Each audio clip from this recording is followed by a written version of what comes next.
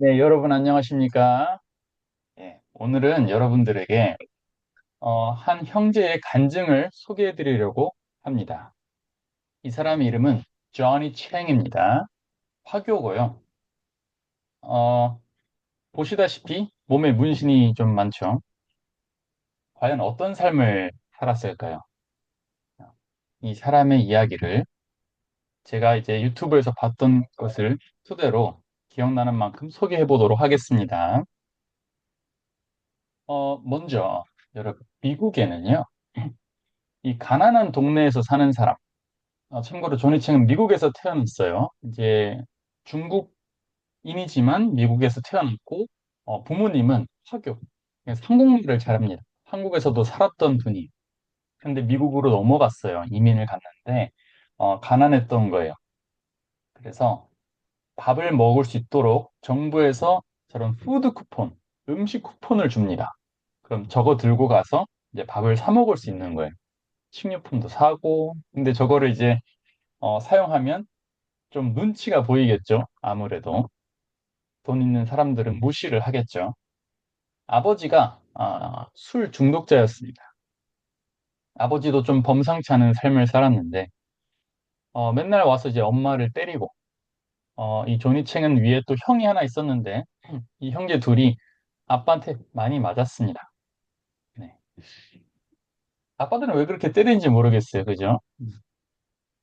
근데 이제 아버지가 이제 잘 해보려고 자, 음소거 시키겠습니다. 일단 하루는 이 초등학생이 이 학교에서 돌아오는 길에 지금 이 학생 가방 저기 등에 가방이 있잖아요, 그죠?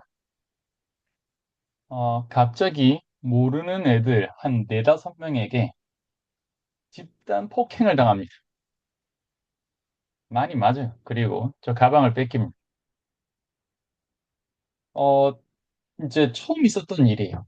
집에 와서 터덜터덜 와가지고 이제 너무 상심한 나머지 아버지한테 있는 그대로 말했는데 아버지가 안 믿는 거예요. 뭔 소리야? 야, 너같이 조그만 애를 뭐 뺏을 것도 없는데 누가 때렸단 말이야? 너 공부하기 싫어서 책가방 버리고 온 거지? 의심을 합니다. 아니라고 우기니까 아빠가 왜 거짓말 하냐고 한 번 더 때립니다. 집에서 또 맞아요. 그날 이 아이의 마음에는 세상에 믿을 수 있는 건 나밖에 없다라고 결론을 내립니다.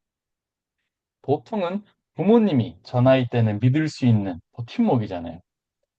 근데 이 9살, 10살짜리 마음에 세상에서 믿을 수 있는 존재는 나 하나밖에 없구나. 이렇게 생각을 합니다. 주변을 돌아보니까 이런 10대들이 길거리에서 깡패짓을 하고 있는. 근데 나는 가난하고 공부도 못하고 맨날 집에서 혼나고 맞는데 쟤네들은 보면 돈도 많고 뭔가 멋있는 브랜드 옷도 있고 먹고 싶은 것도 있고 멋있어 보이는 거죠. 그래서 하루는 저 무리에서 길에 지나다니는 이 조니층에게 너도 같이 우리랑 뭐 놀러 다닐래? 하다가 그래 하고 들어가게 됩니다. 거기 더 멋있어 보이는 거예요. 차라리 우리 집보다 저기가 낫겠다. 그리고 조니층은 이렇게 말합니다. 나에겐 가짜 가족이라도 필요했다. 가족이 없었던 거예요, 조니층 마음에. 그래서 저 친구들과 어울리다 보니까 12살 때 첫 번째 사고를 칩니다. 그리고 소년원에 들어가요. 4년형을 받습니다. 12살부터 16살까지. 근데 이제 조니 챙은 여기를 검투사 학교라고 불러요. 4년 동안 싸움을 40번 했대. 거의 매달 싸움을 했습니다. 여기서는 토너먼트처럼 항상 그 상대방을 이겨야만 계속해서 싸움을 해서 이겨야만 자기의 위치가 유지가 된대요. 여기서 막 서로 막 찌르는 애, 그리고 뭐 남자들끼리도 막 성추행, 성폭행도 하고 이제 짐승들이 할 법한 일들을 다 목격하면서 멘탈이 굉장히 어, 좀 강해집니다. 그리고 여기서 4년 만에 출소를 해요. 근데 67일 만에 다시 사고 치고 이번에는 어른 교도소로 들어갑니다. 2달 동안 햇빛을 좀 보다가 이제는 소년원이 아니라 진짜 큰 대형 교도소를 들어가요. 근데 그때도 그 무리 중에 사실 자기가 이제 그럴 필요 없었는데 누명은 아니죠. 이제 자기가 이제 책임지고 그 중에 어렸기 때문에 그냥 내가 들어가겠다. 그리고 저 감옥이 차라리 가고 싶었던 곳이래. 이왕이면 큰 감옥 있잖아요. 이 세계에서는 저기를 미국 뭐 예를 들어 하버드, 스탠포드, 예일 대학교 가듯이 큰 감옥을 갔다 오면 그게 훈장이 되는 겁니다. 그래서 뭐 가지고 내가 갔다 오지. 여기서 10년형을 받습니다. 12살에 들어가서 16살에 나왔는데 다시 10년형 받고 들어. 물론 결국 이제 8년 반만 채우고 나오긴 하는데 10년을 감옥에서 살아요. 거기서 이제 모든 이 어릴 때 가치관이 만들어집니다. 조기 교육을 받는 거죠. 원래는 밖에서 아시아계 그 갱들끼리도 싸웠는데 저 어른 교도소를 들어가니까 그 싸웠던 적군이었던 아시아계들, 그 우리 죄수들이 다 한 팀이 됩니다. 왜냐하면 거기는 인종끼리 싸운대요. 멕시칸이 한 400명 있고 흑인들이 한 600명 있는 거야. 그러면 아시아인들은 한 30명밖에 없는 거예요. 그러니까 이 사람들끼리는 똘똘 뭉쳐야 되는 겁니다. 중간에 이 교도소에서도 막 한 번씩 교회 가는 애들이 있는데 그 정신 이제 나약한 애들. 원래 패싸움하고 이럴 때 서로를 지켜줘야 되잖아요. 그래서 하나님은 안 믿고 이제 무슬림을 믿는 사람들이 좀 좋아 보여갖고 한 3년간 무슬림도 믿어봤답니다. 한 두세 번 읽어보고. 근데 이 10년 있는 동안 처음에 한 2년 엄마가 찾아갔대요. 면회를 오셨는데 일부러 안 나갑니다. 엄마를 보면 마음이 약해지니까. 자기는 이 교도소 안에서 괴물이 돼야 되는데 멘탈이 강해지고 여기서 이 안에서 죽건 교도소 안에서 서로 막 또 사고를 쳐서 뭐 무기징역이 되기도 하고 여기서 죽기도 하고 하는데 강해져야 된다. 그래서 엄마를 2년간 오시는 걸 안 만납니다. 그때 당시 엄마는 불교를 믿었는데 맨날 만나면 약한 소리. 엄마가 미안하다. 내가 잘 못해줘서 너가 이렇게 됐다. 아빠가 너를 잘 못 챙겨줘서 네가 이렇게 됐다. 우리가 미안하다. 맨날 약한 소리만 하니까 그게 듣기 싫었답니다. 근데 나중에 출소를 4년 앞두고 엄마가 갑자기 불교에서 기독교로 갈아탑니다. 그러더니 갑자기 이상한 소리를 하기 시작하는 거예요. 아들아, 너는 앞으로 세계 최고의 복음 전도자가 될 거야. 뭔 소리죠? 뭔가 어디서 들어보던 소리 같은데요. 너무 없이 맥락이 없어. 그냥 뭔 소리야? 하나님 같은 거 없어. 안 믿어. 그 약한 사람 믿는 거야. 집어쳐 이랬는데 갑자기 아들아, 너는 세계 최고의 복음 전도자가 될 거야. 웃는 거예요. 엄마가 되게 평안해 보였대. 이 자기뿐만 아니라 자기 위에 형도 그때 12년형 받고 교도소에 들어가 있었어요. 여전히 아빠는 술에 취해서 맨날 엄마를 때리고 엄마는 행복할 조건이 하나도 없어요. 근데 엄마가 평안해 보였어요. 하지만 여전히 하나님을 믿진 않았습니다. 출소하고 나서 온몸에 문신인 채로 원래는 직장을 가지려고 했어요. 근데 누가 받아주겠습니까? 이력이 없잖아요. 물론 그 교도소에서 검정고시를 패스했대요. 내가 이 세상에 나가보면 뭐라도 해야 되니까 열심히 공부를 했어요. 근데 그렇다고 그 온몸에 문신한 사람을 누가 쓰겠습니까? 진짜 아무도 안 시켜줘요. 그러니까 어디로 가겠어요? 다시 원래 자기를 이제 품어줬던 갱으로 돌아갑니다. 걔네들은 다 받아주는 거야. 또 다시 마약 팔고 나쁜 짓 하는 겁니다. 그러니까 한 달에 3만 불, 4만 불을 벌었대요. 그럼 지금으로 치면 한 달에 4천만 원, 5천만 원을 버는 거예요. 그럼 돈이 얼마나 많이 남았겠습니까? 그러니까 방탕하게 사는 거죠. 먹고 싶은 술 마음대로 마시고 여자들 만나고 싶은 대로 만나고 자기 라스베가스 가가지고 도박하고 근데 그러다가 이게 너무 지겨운 거예요. 언제까지 마약 팔아가지고 돈 벌어야 되냐? 한 방을 노리자. 아주 배운 게 도둑질밖에 없잖아요. 계획을 세웁니다. 친구들이랑 같이 어차피 이거 돈 이동시키는 거다. 저 부자들 돈 너무 많지 않냐? 쟤네들도 나쁜 짓에서 돈 많이 벌었으니까 그 돈을 잠깐 우리한테 이렇게 이동시키자. 범행을 계획합니다. 그리고 그날 자기의 절친한 친구랑 둘이 차를 타고 그 장소를 가는데 자기가 이제 운전하기로 한 거예요. 그래서 운전석으로 올라가려고 하는데 자기 친구가 갑자기 자기보다 한 발짝 앞으로 간 거예요. 그래서 왜 내 친구가 일로 오지? 그럼 자기는 자연스럽게 조수석으로 갑니다. 범인 현장에 도착했어요. 도착하자마자 총소리가 빵빵빵 세 번 울립니다. 조니층이 생각했어요. 아니 내 친구가 너무 급했다. 저 사람한테 뭐 말할 기회라도 주지 바로 총을 이렇게 쐈니? 싶어서 돌아보니까 자기 친구가 쏜 게 아니라 친구가 세 방을 맞았음. 피투성이가 된 거예요. 그 범행을 한다는 걸 미리 상대 쪽에서 알고 있었던 겁니다. 그래서 자기 팔에서 죽어가는 그 자기 친구를 보면서 그 트라우마가 이제 평생 잊어지지 않는다고 해요. 그 숨소리, 피 흘리면서 죽어가는 그 눈동자, 이런 게 너무 생생한 거죠.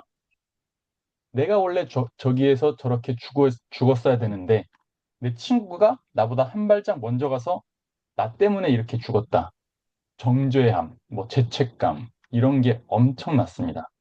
그 트라우마가 있는 채로 집으로 돌아왔는데, 4일 만에 자기 교도소에서 또 친하게 지내던 형 한 명이, 원래 같은 갱 출신이었던 형 한 명이 기이한 편지를 보냅니다. 내용이, 어, 세상이 너무 힘들다. 나중에 저 산에 올라가서 높은 곳에서 만나자. 이런 종류를 글을 씁니다. 그리고 하루 뒤에 자살합니다. 자기가 믿었던 형이. 형 말고.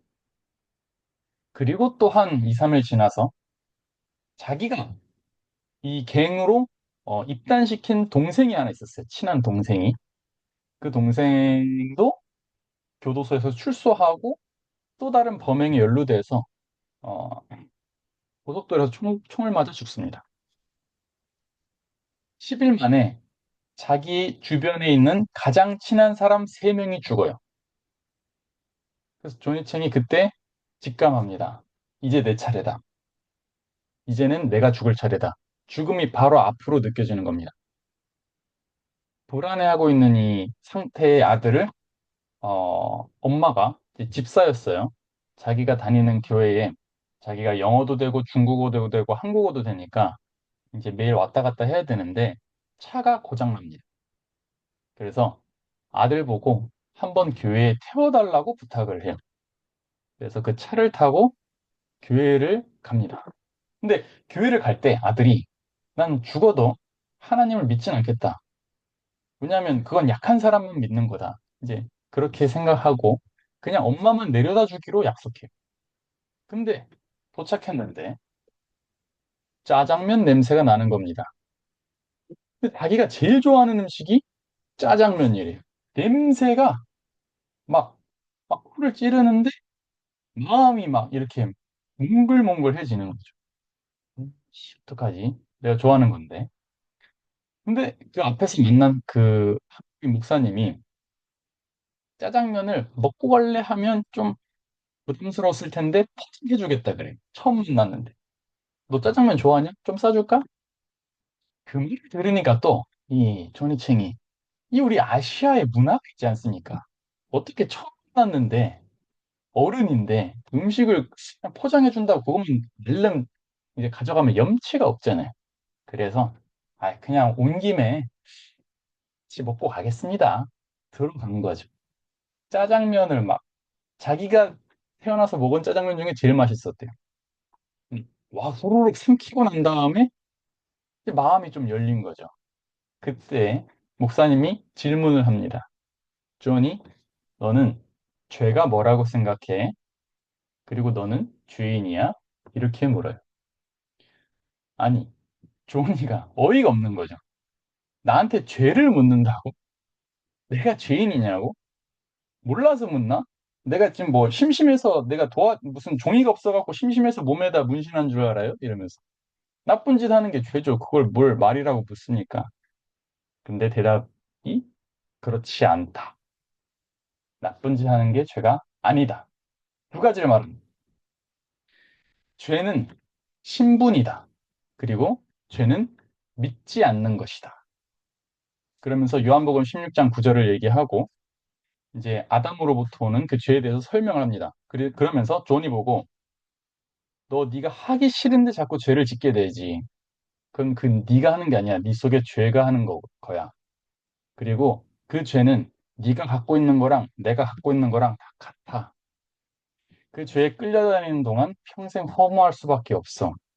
근데 하나님이 예수님을 보내셔서 그 죄를 다 해결하셨어. 그리고 히브리서 10장 14절에 죄를 기억하지 않는다고 하셨어. 너 예수님이 너 죄를 위해서 돌아가셨다는 건 알고 있지? 네. 네 생각은 자꾸 변하지. 이 성경은 변하지 않아. 변하지 않는 이 말씀에서 하나님이 다 계획을 하셨고 우리 안에 그 주셨던 죄를 다 해결하셨고 기억하지 않는다고 하셨어. 넌 이것을 믿을 거야?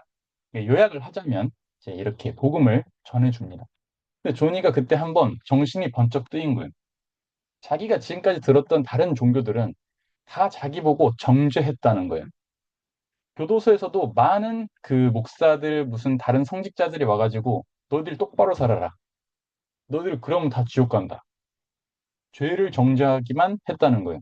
그래서 잘 살아보려고 해도 다시 잘 못 사는 게 자기가 그 교도소에 지내보면 진짜 잘 똑똑하고 착하고 성실하게 그 교도소 생활 잘했던 사람이 나갔다 얼마 지나지 않아 돌아온대. 야, 야, 저렇게 바른 생활 하던 애도 돌아온다면 난 안 된다. 난 안 바뀐다. 우린 어쩔 수 없는 인생이다.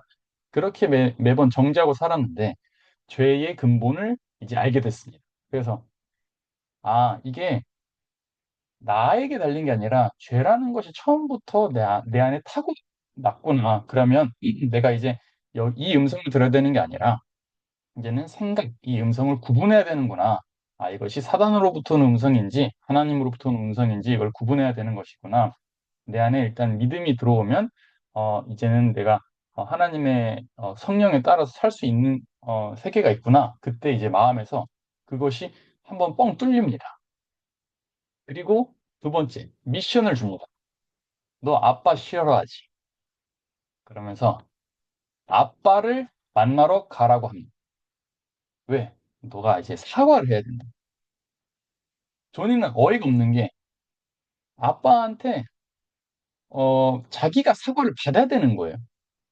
어렸을 때 자기한테 트라우마를 만들었고 자기 교육을 똑바로 못 시켰고 자기한테 잘한 게 하나도 없어요. 그리고 자기가 4년, 10년 교도소 생활하는 동안 아빠가 면회하러 한 번도 안 왔대요. 그럼 뭐 아빠 자격 없는 거 아닙니까? 연을 끊는 게 맞잖아요. 근데 목사님 설명합니다. 두 사람이 오를 때 절대로 하나가 될 수 없다. 존이 네 마음속에 분명히 아버지란 존재를 갖고 싶지 않냐. 주변을 이제 다녀보면 아빠랑 같이 잘 지내는 가족을 보면 항상 부러워하는 마음이 있지 않느냐. 너에게도 그런 아빠가 있다. 아빠가 물론 방법은 좀 잘못됐을 수 있지만 아빠는 너를 사랑하는 마음을 가지고 있었고 너를 잘 되기를 바라는 마음에 했지만 그것이 네가 이제 그 마음을 모르기 때문에 넌 네 방식대로 옳음을 가지고 아버지랑 맞섰고 너도 결국은 나쁜 짓을 했고 아버지에게 좋은 아들이 안 됐지 않냐. 그래서 가서 그냥 네가 사과해라. 지금부터 내가 하는 말을 이해하려고 하지 말고 그냥 받아들여라. 응. 지금까지도 네 생각을 믿고 살았을 때 항상 결과가 안 좋았지? 마약을 하거나 앞으로 넌 정말 길거리에서 나가서 죽을 수밖에 없는 인생이다. 지금부터는 내가 네 인생의 브레이크 장치가 돼주겠다. 내가 하는 말을 그냥 그대로 가서 실행해봐라. 그래서 아버지랑 십몇 년 만에 통화를 합니다. 처음에 이 아들의 목소리를 못 알아봐요, 아빠. 그래서 아빠, 저 아들 존이에요. 아빠가 어, 너무 당황한 나머지 이렇게 말합니다. 아들아, 나 돈 없어. 돈 달라는 줄 알고. 엄청 안 줘. 갑자기 열이 올라가지고 막 이렇게 싸우려고 하다가, 아니, 아빠 돈 필요 없고요. 이제 아빠 돈 때문에 그런 게 아니라, 내가 좀 하고 싶은 말이 있는데, 좀 한번 만납시다. 그래서 이런 식당을 하나 찾아가요. 이게 너무 이상한 거예요. 이 감옥에 명예도 안 온 아빠를 아들이 먼저 와가지고 만나니까 아빠가 너무 이제 뭔가 이제 불편했을 거잖아요. 그래서 서로 눈을 못 마주칩니다. 앉아가지고 막 서로 이제 땅 보고 뭐 스크립 쳐다보고 뭐 이렇게 하다가 아들이 말합니다. 아빠, 사실 제가 좀 죄송했어요.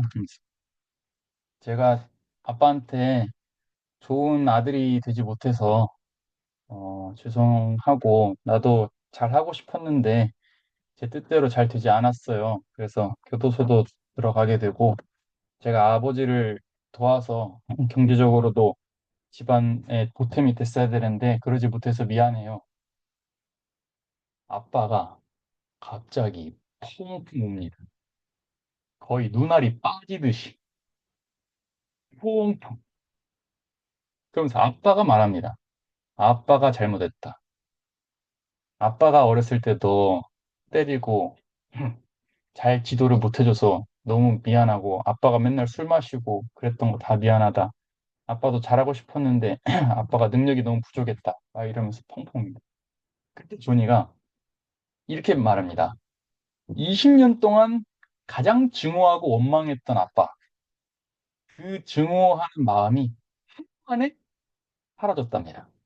하루 만에. 야, 이거 신기하지 않습니까? 그래서 아빠랑 그날 이후로 매주 만납니다. 친해졌어요. 나중에 아빠가 교회도 따라옵니다.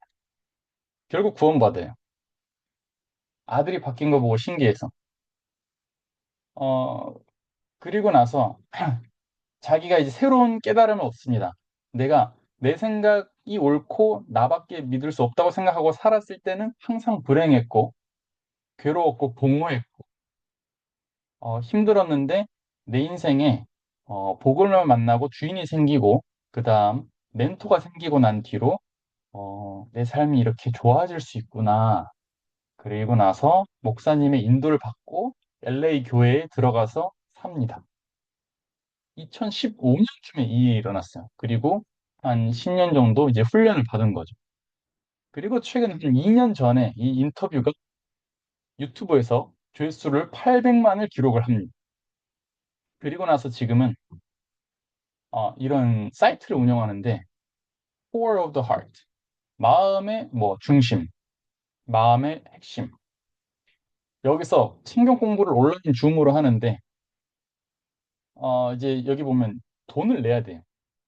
그래서 뭐 매달 20불씩 내는 사람은 같이 들어와서 이제 교제했던 영상 같은 거 나중에 무료로 볼 수 있고 60분짜리를 60불 한 달에 60달러 내면 한국 돈 한 8만 원 정도 내면은 여기서는 이제 프리 세션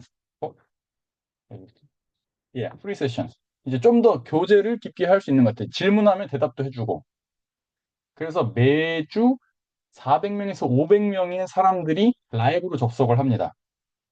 그리고 또 다른 수백 명의 사람들은 시간대가 안 맞으니까 전 세계에서 접속을 해서 어, 녹화 영상을 봐요. 뭐 제가 어림잡아 봤을 때 뭐 한 1000명 뭐 이상은 되지 않을까 싶어요. 라이브 보는 사람만 500명이니까.